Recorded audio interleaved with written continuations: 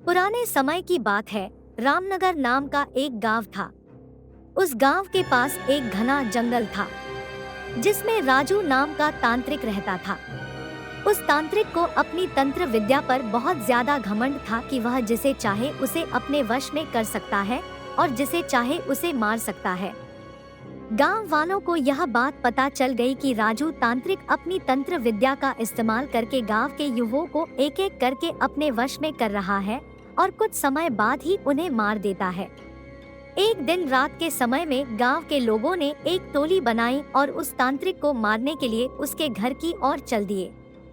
जैसे ही वह सभी लोग उस तांत्रिक के पास पहुंचते हैं तो तांत्रिक उस समय अपनी तंत्र विद्या में लीन होता है और तभी गांव के लोग उसे मिलकर उसकी कुर्सी से बांध देते हैं और आग लगा देते हैं। वह तांत्रिक वहां उसी कुर्सी पर तड़प तड़प के मर जाता है। गांव वाले सोचते हैं कि अब उन्हें इस तांत्रिक से हमेशा के लिए छुटकारा मिल गया। 4 से 5 साल तो बहुत अच्छे से निकल जाते हैं और गांव में भी सुख शांति का माहौल रहता है।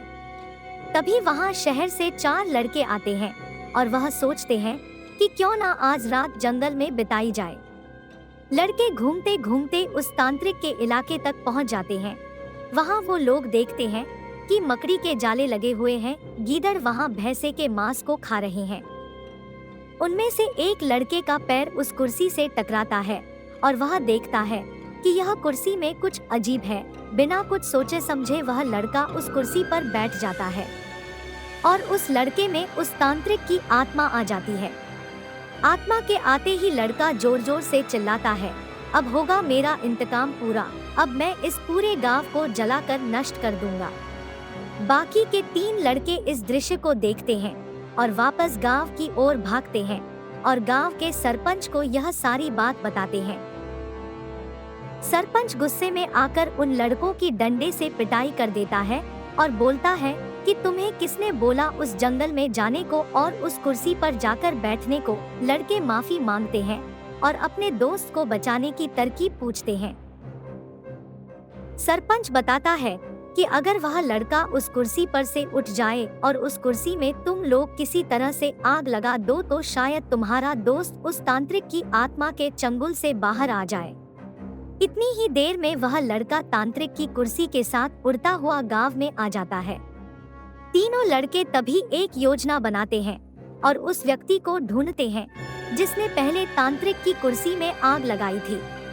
तीनों लड़के उस आदमी से गुजारिश करते हैं कि वह कुछ समय के लिए तांत्रिक के सामने आ जाए।